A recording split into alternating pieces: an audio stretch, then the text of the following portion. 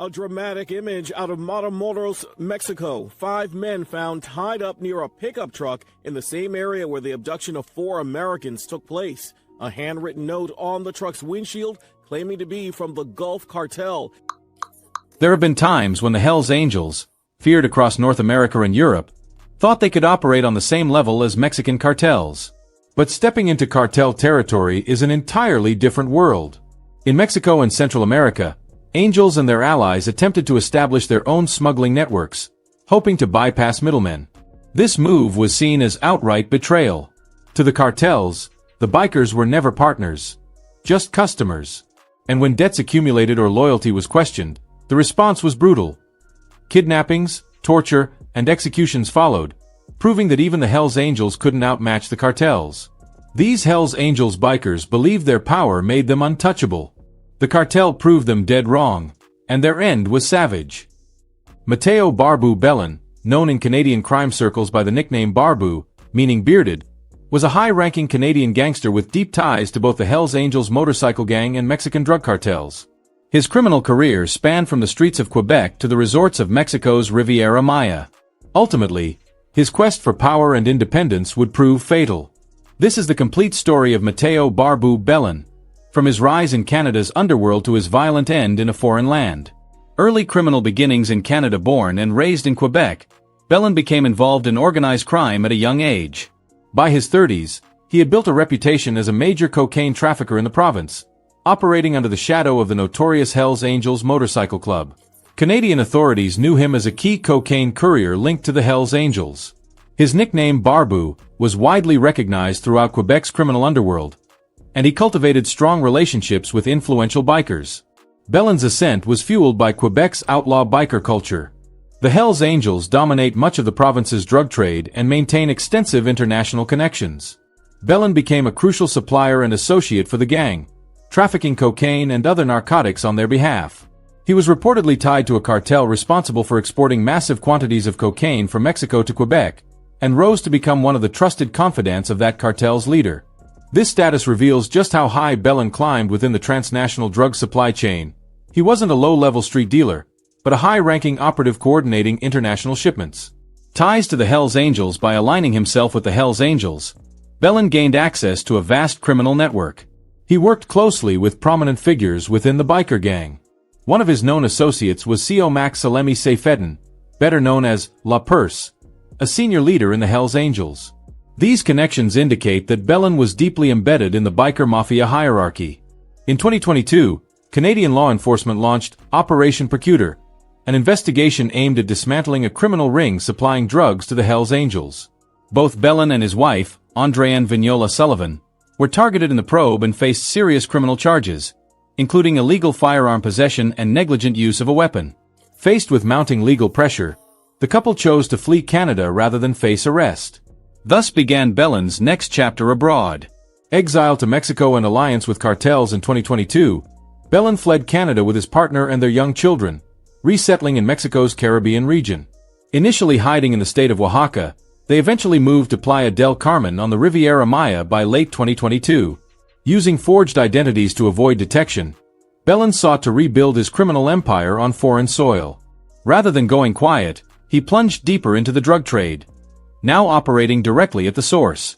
Building a drug network in paradise Playa del Carmen, with its glamorous resorts and steady stream of tourists, has in recent years become both a haven for international fugitives and a battleground for cartel operations. Belen vested no time insert himself into this dangerous environment. Upon arrival, he organized and led a crew of Canadian drug traffickers based in the area. Their mission was clear: funnel narcotics, especially cocaine, back into Canada, particularly Quebec. In essence, Belen established a Canadian narco cell on the Mayan Riviera, leveraging his homeland contacts and new local alliances. Alliance with Los Chapitos. Crucially, Belen couldn't operate in Mexico without backing from powerful local cartels. Refound it in Los Chapitos, the faction of the Sinaloa cartel led by the sons of Joaquín El Chapo Guzmán. Through this partnership, El Chapo's son supplied Belen with large quantities of cocaine and fentanyl, which he then smuggled into Canada with logistical support from his old allies, the Hells Angels. This cross-border alliance was mutually beneficial. The Mexican cartel gained access to lucrative Canadian markets, while Belen secured a reliable supply of high-profit drugs. Mexican media later described Belen as one of Montreal's most wanted capos who had forged powerful alliances with both cartel leaders and corrupt Mexican officials. Indeed, reports suggest he maintained corrupt contacts within Mexican law enforcement, shielding his operations. Operating under a false Mexican identity and protected by local enforcers, Belen lived a lavish lifestyle along the coast, even as he remained a wanted fugitive back home. Criminal activity continues undercover even while abroad. Belen remained active in directing drug trafficking operations back in Canada. Investigators believe he continued to orchestrate a major Quebec cocaine network from afar. In effect, he attempted to run a dual empire, one foot in Canada's underworld, the other in Mexico. This transcontinental enterprise was highly profitable, but also extremely dangerous. It placed Belen at the intersection of multiple ruthless criminal power structures, each with its own code of violence and betrayal. His audacity reached its peak in April 2024, when local police in Playa del Carmen briefly arrested him during a routine traffic stop. He was found with a revolver, ammunition, and a stash of what appeared to be methamphetamine. Strangely, he was released shortly afterward, without serious charges. The suspicious release fueled speculation that Belen's connections, possibly through cartel influence, had helped him walk free. His luxury SUV was confiscated, but he simply acquired another high-end vehicle and carried on. By late 2024, Belen likely knew he was living on borrowed time. He had enemies on multiple fronts. Canadian authorities still wanted him, and in Mexico he was operating in a dangerous underworld where alliances could sour in an instant. There were whispers that Belen's ambitions had grown, that he might have been attempting to carve out his own independent drug network in Mexico. Such a move would be seen as betrayal by the cartel, and in the violent world of narcotics trafficking, any perceived attempt to compete can be a death sentence. The assassination in Playa del Carmen. Belen's criminal saga reached its brutal climax on December 21, 2024, in Playa del Carmen. That day, Mateo Barbu Belen was gunned down in broad daylight in the parking lot of an upscale shopping plaza. He had just finished a workout at a local gym and climbed into his Jeep SUV when two hitmen on a motorcycle ambushed him. The assassins sprayed Belen with bullets at close range, hitting him at least 5 times in the head, before speeding away. The attack was swift, brazen, and utterly professional, leaving him no chance of survival. Local authorities found Belen slumped in the driver's seat of his vehicle, riddled with bullet holes. Witnesses were left shaken by the violent spectacle. It was immediately clear this was a targeted execution. Investigators noted the hallmarks of a cartel hit: 2 shooters on a motorcycle, multiple headshots, and a quick escape. Who ordered the hit? Soon after, speculation grew about who was behind the assassination. Given Belen's criminal entanglements, there was little doubt this was underworld retribution. Reports concluded that the hit was ordered by the Los Chapitos faction of the Sinaloa cartel, the very group that had once been his partners. In effect, the cartel he had collaborated with likely became the agent of his demise. Theories about motive vary. Some believe Belen fell out with the Chapitos over loyalty or money. Others suggest he may have tried to build his own trafficking network, which would have been seen as betrayal. Another possibility is that he owed the cartel a significant debt. Finally, his arrest earlier in 2024 may have made him a liability. Whatever the cause, the message was clear: no one crosses the cartel without consequences. Aftermath and significance. The death of Mateo Barbu Belen reverberated from Mexico to Canada. In Quebec, news of his assassination made headlines. Here was a man who had fled Canadian justice, reinvented himself as an international narco, and yet met a classic gangster's end abroad. Canadian law enforcement, which had an arrest warrant out for him, likely saw his demise as the close of one case, albeit without the chance for trial or justice. Belen took his secrets to the grave, silenced by his own allies. Mexican authorities opened an investigation, but like many cartel-style executions, identifying the hitmen was nearly impossible. His murder underscored the growing presence of Canadian gangsters in Mexico and the risks they face. He was not the first Canadian mobster killed in recent years, and likely won't be the last. His story illustrates how Canadian organized crime has become entangled with Mexico's cartels, creating dangerous alliances across borders. For the Hells Angels, losing Belen was a blow to their drug pipeline, but one that could be absorbed. Other Canadian kingpins, such as Ryan Wedding, were already active and filling the vacuum. The business continued, even as Belen's life ended violently. A cautionary tale in the end. Mateo Barbu Bellin's life reads like a bloody chapter from a crime thriller. He was a suave gangster who hobnobbed with biker bosses and cartel capos, living the high life in beachside exile. Yet his fate was a stark reminder of the perils of the drug underworld. No matter how high you rise, there is always someone higher. If you overstep, you can fall in an instant. Bellin's attempt to balance allegiances between the Hells Angels and the Sinaloa cartel, and to possibly strike out on his own, ultimately backfired. Organized crime is a world of shifting alliances and ruthless calculations. He found opportunity in that world, but he also found betrayal and death. His execution in Mexico was a message from the cartel. Loyalty is absolute, and ambition must be kept in check. Mateo Barbu Bellin's saga stretched from Montreal's criminal underground to the cartel-controlled zones of Mexico. It is a story of crime and punishment without the courts. He lived by the gun and in the end, died by it, executed in a foreign land, far from home, for the sins that had once made him powerful. His rise and fall illustrate the globalization of organized crime, where a Canadian gangster can strike deals with Mexican kingpins, and pay the ultimate price when those deals go wrong. The rise and fall of Jimmy Cournoyer, Canada's billion-dollar drug kingpin Jimmy Cournoyer, sometimes nicknamed the Pot Playboy or the King of Pot, was a Canadian drug boss who built a multi-billion-dollar marijuana empire through astonishing underworld alliances. At his peak, Cournoyer's operation tied together the Hells Angels biker gang, Italian-American mafia families, and Mexico's powerful Sinaloa cartel. He became one of the largest suppliers of marijuana to New York and the East Coast, moving over 100,000 kilograms of Canadian-grown pot into the United States and funneling the profits into cocaine from Mexico. His empire was vast and lucrative, but like Bellin's, it was built on fragile loyalties and explosive risks. Ultimately came crashing down after he brazenly set aside a $2 million hit fund to assassinate informants, a move that hastened his downfall and arrest. Early beginnings in Quebec. Born in October 1979 and raised in Laval, Quebec, Jimmy Cournoyer entered the drug trade as a teenager. His first encounter with the law came at age 18, when Laval police caught him growing a few marijuana plants in his apartment in 1998. He pleaded guilty and received probation, a lenient sentence that did little to deter his ambitions. Within 2 years, Cournoyer was back at it. In 2000, he was arrested for selling marijuana from his Jeep on the Kanesatake Mohawk Reservation near Montreal. Again, he pleaded guilty and avoided serious prison time. But in 2001, his luck ran out.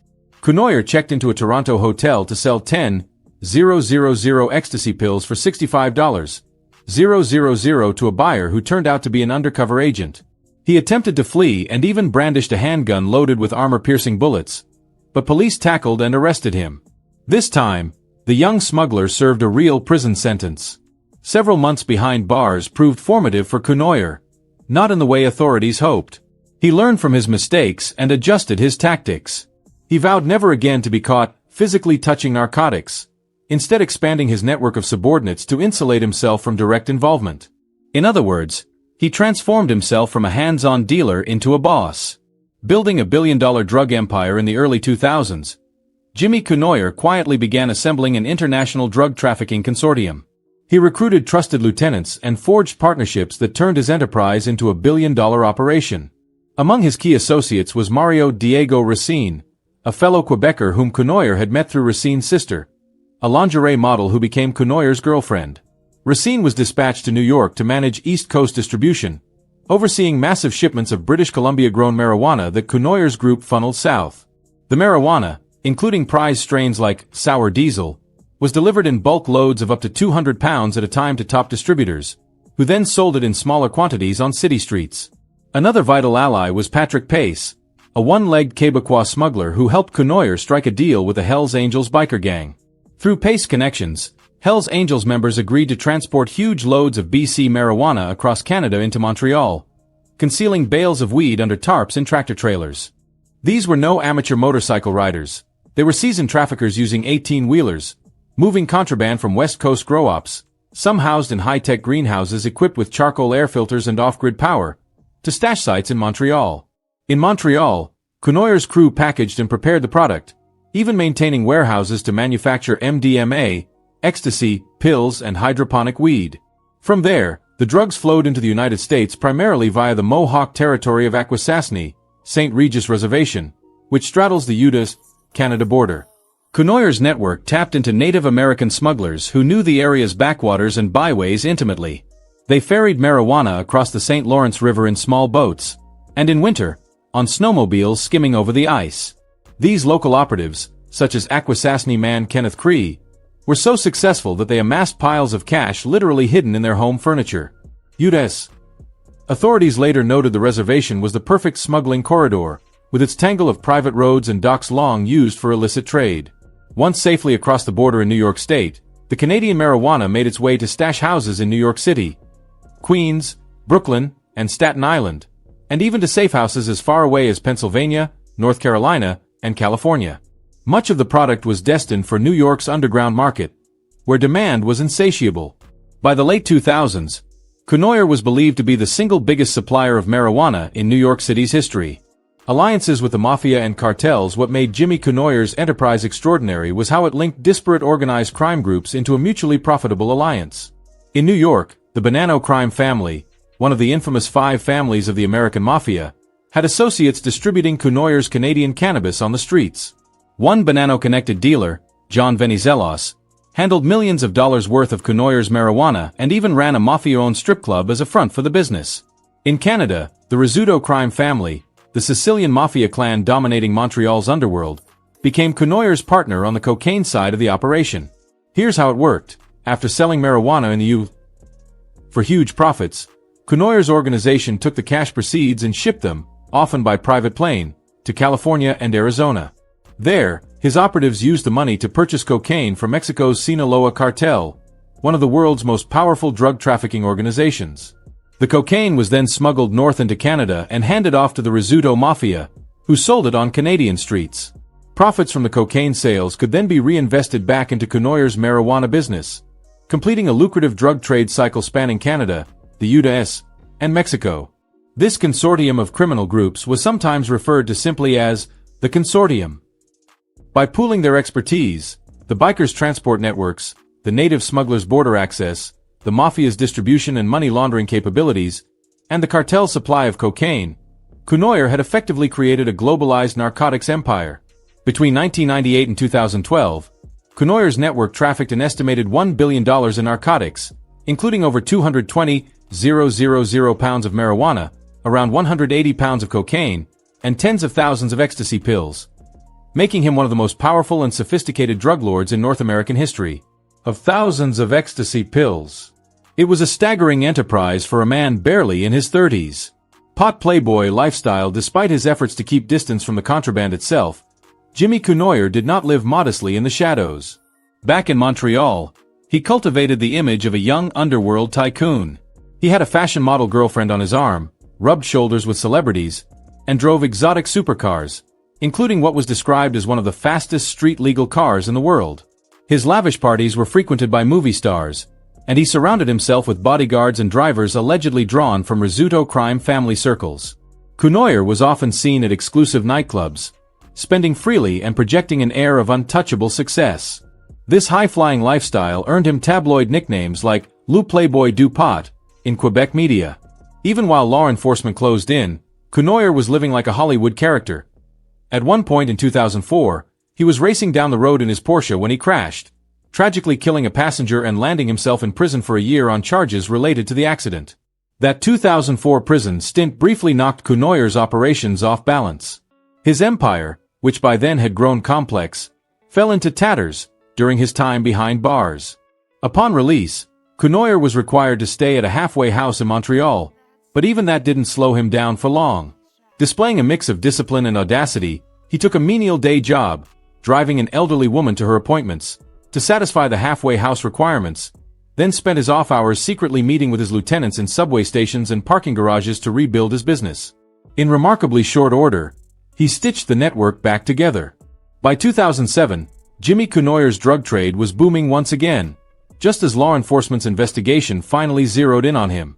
Cracks in the empire. The DEA investigation. The takedown of Jimmy Cournoyer began not with a massive drug bust or a high-tech surveillance breakthrough, but with a walk-in informant driven by revenge. In early 2007, an ex-girlfriend of one of Cournoyer's low-level dealers in Queens, New York, marched into a Long Island DEA office unannounced. She was angry and eager to talk. She told agents about her ex's involvement in a huge cross-border marijuana ring and gave them a crucial piece of information: the nickname of the Canadian supplier at the top. That name was Cosmo. Drug agents in New York did not know who Cosmo was at first, but this tip launched a 5-year investigation that would far exceed what they initially imagined. A multi-agency task force, including DEA agents, local NYPD detectives, and federal prosecutors, got to work. Within a year, they had identified and arrested the Queen's dealer mentioned by the ex-girlfriend. Facing charges, he agreed to cooperate and confirmed that his supplier Cosmo was a major Montreal trafficker. Investigators learned that the nickname came from Cournoyer's residence in Laval's upscale site Cosmo Condo Complex, but they still needed his true identity. By coordinating with authorities in Laval, they soon discovered Cosmo was Jimmy Cournoyer, already known in Canada as a seasoned trafficker with multiple past arrests. Agents began wiretapping phones, flipping minor members of the ring, and running undercover stings to map out Cournoyer's elusive organization. One by one, pieces of the puzzle came into focus. They found that Hells Angels bikers and Mohawk smugglers were moving Cournoyer's product over the border. They traced cash shipments from New York back to the West Coast. Eventually, investigators caught a break when they managed to turn one of Cournoyer's key transporters, Kenneth Cree, into an informant. In a critical move, Cournoyer had given Cree a phone number for a contact in Los Angeles. When undercover agents dialed that number, an Italian-born man named Alessandro Talloni answered. Talloni, it turned out, was not only an associate of the Rizzuto Mafia, but also Cournoyer's West Coast manager in charge of laundering money and buying Sinaloa cartel cocaine. Agents surveilled Talloni as he went about his business in California. In one operation, they watched him pick up a private jet shipment of cash that one of Cournoyer's couriers had flown in from New York. Talloni drove a Mercedes-Benz to the Beverly Hills Hotel, where he received a suitcase containing yet another large pile of money, a classic money laundering handoff. That was enough evidence for agents to swoop in. They arrested Talloni and searched his properties, seizing 49 kilograms of cocaine and nearly $1 million in cash from his apartment. The dominoes were starting to fall. Not long after, an unrelated law enforcement effort delivered another lucky break. In late 2010, federal drug agents on Long Island were tailing a small-time marijuana dealer named Dominic Curatola. By coincidence, Curatola needed help moving a cash payment of $169,000 to Canada that November, and Cournoyer volunteered one of his own facilitators for the job. The man sent to assist was Jose Primo Castillo Medina, a Honduras-born operative who had worked with Cournoyer's cartel contacts before. Castillo Medina dispatched a woman, Elizabeth Jennings, to pick up the cash from Curatola in a Brooklyn parking lot, which she did, unaware that agents were watching her every move. When Castillo Medina later arrived at Jennings' apartment to collect the money, agents stormed in. Inside, they found the $169,000 cash, plus 500 pounds of marijuana, drug ledgers, scales, and other evidence tying the operation to a major supplier known only by the code name Primo. Through wiretaps, the task force soon confirmed that Primo was Castillo Medina, and that his New York customer referred to as Staten Island was actually John Venizelos, the Bonanno family-linked distributor. With this discovery, agents moved in on Venizelos as well. At his Staten Island home and his parents' house, they seized more marijuana, weapons, and encrypted BlackBerry devices, the preferred communication tool of Cournoyer's crew. It was on Venizelos's phone that investigators uncovered one of the most chilling pieces of evidence of Cournoyer's reach. In a recent message to another associate, Venizelos had warned, "Seriously, bro. Hope they never find out you said a word. Jimmy keeps a $2 million slush fund for the murder of anyone who crosses him."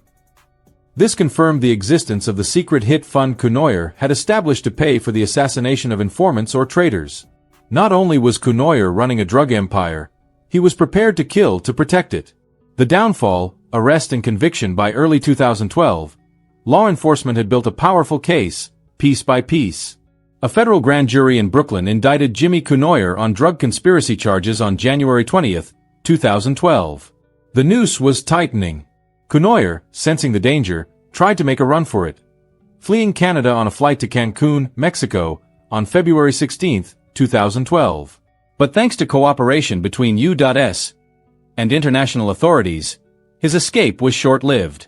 When his plane landed in Cancun, Mexican authorities were waiting. They had an Interpol red notice for Cournoyer and promptly detained him at the airport. Cournoyer refused to be put on a flight to the U.S., at one point even threatening to harm the airplane crew if forced aboard, but after several days of standoff, he was hooded and flown to Houston under guard. The Canadian kingpin was now in U.S. custody.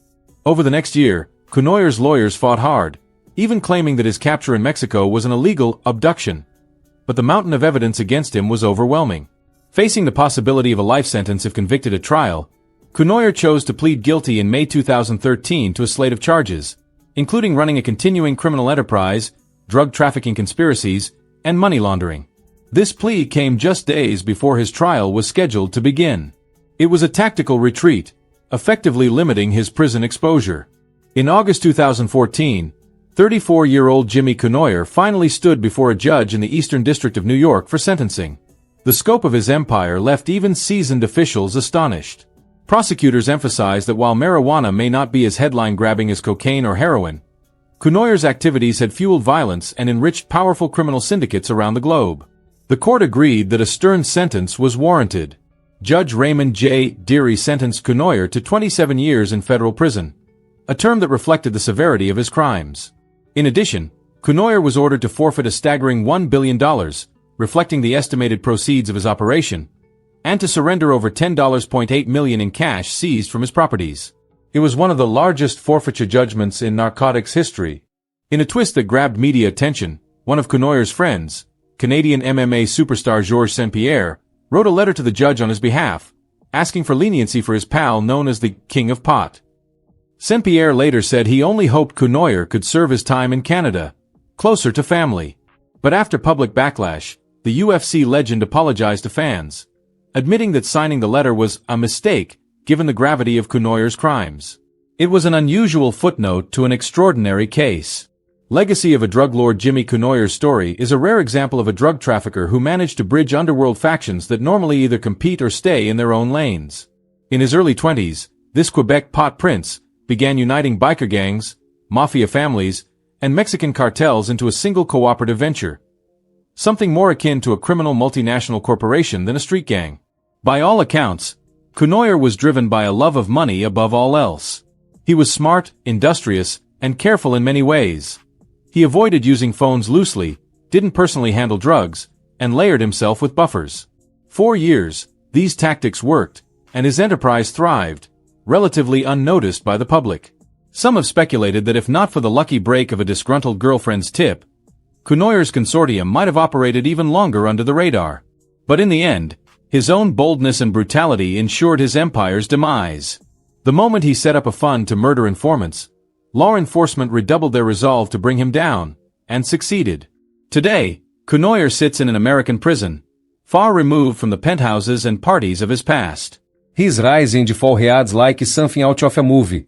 A young playboy kingpin who fled too close to the sun.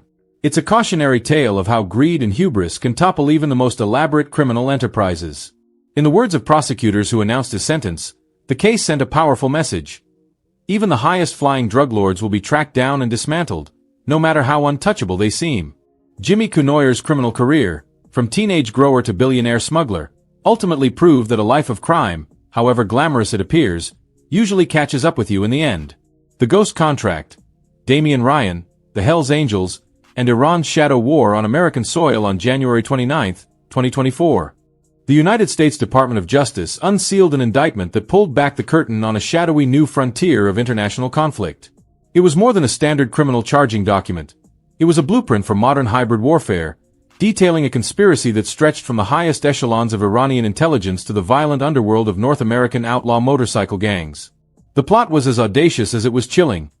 A murder-for-hire scheme targeting 2 Iranian dissidents living under presumed safety in a quiet Maryland suburb. At the center of this global web were 3 men, each representing a distinct layer of a sophisticated criminal enterprise. The alleged mastermind was Naji Sharifi Zindashti, an Iranian narcotics trafficker operating with the protection and direction of his government. The prime contractor was Damian Patrick John Ryan, a 43-year-old Canadian and a full-patch member of the Hells Angels, a man law enforcement described as one of the most prolific criminals in his country. The designated operator was Adam Richard Pearson, a 29-year-old Hells Angels affiliate and a fugitive from Canadian justice, living illegally in Minnesota and desperate enough to take on the riskiest jobs. This case reveals in stark detail an emerging and dangerous global strategy known as transnational repression. It is a tactic whereby authoritarian regimes, seeking to silence critics and export their domestic oppression, outsource violence to established criminal organizations.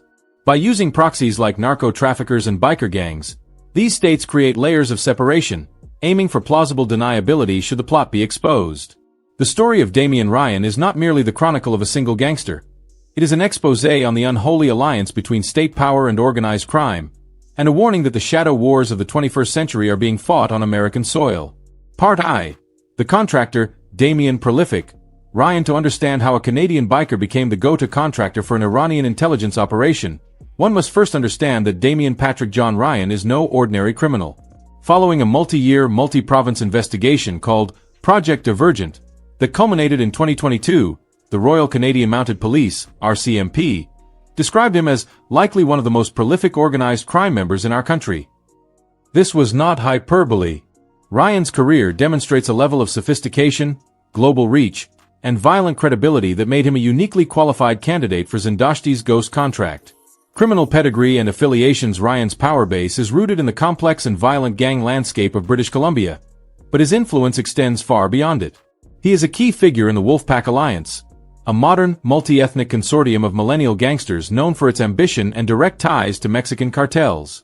Unlike older, racially segregated gangs, the Wolfpack operates as a pragmatic business network, a trait that Ryan embodies. His association with the group demonstrates an ability to navigate the fluid and diverse alliances that define contemporary organized crime. His primary affiliation, however, is with the world's most infamous outlaw motorcycle club. Ryan is a full-patch member of the Hells Angels, but his membership carries a crucial international distinction. He belongs not to a Canadian chapter, but to the Attica chapter in Greece. This European connection is highly significant, placing him at a strategic crossroads of global drug and weapons trafficking routes. It transforms him from a regional gangster into a transnational operator with a network spanning continents. His status within the club is further illuminated by a small but menacing detail: the filthy few patch he has been seen wearing on his vest. While the club publicly downplays its meaning, law enforcement agencies widely believe this patch is an honor awarded only to members who have committed, or are prepared to commit, murder on behalf of the Hells Angels. It is a resume of violence worn for all in the underworld to see, signaling his role as a trusted and capable enforcer. A life of violence, giving and receiving. Ryan's life has been defined by extreme violence, both as a perpetrator and a target. His high-value status in the criminal underworld was dramatically illustrated in April 2015. While sitting in the bustling food court of the Vancouver International Airport, an 18-year-old hitman from Ontario approached him from behind and placed a gun to the back of his head. De Ganjamed. Ryan, reacting in an instant, swatted the weapon away and sprinted to safety, a moment captured on security footage. The failed hit, allegedly arranged by a rival gang, underscored the constant danger he faced and his importance within the criminal hierarchy. His notoriety became so pronounced that in May 2021, the Vancouver Police Department took the unusual step of including him on a top 6 public warning poster, identifying him as a significant threat to public safety due to his central role in ongoing gang conflicts. He had also been shot and wounded in a restaurant in 2010, further cementing his reputation as a survivor of Canada's brutal gang wars. His formal criminal record is as extensive as his street reputation. At the time of the U.S. indictment, he was already incarcerated in Canada. He was arrested in Ottawa in February 2023 on numerous charges related to illegal firearms and ammunition trafficking after a raid on a residence uncovered a dozen illegal handguns imported from the U.S. He also faces a trial in Winnipeg for his role in Project Divergent, a massive international trafficking scheme involving methamphetamine, cocaine, and fentanyl.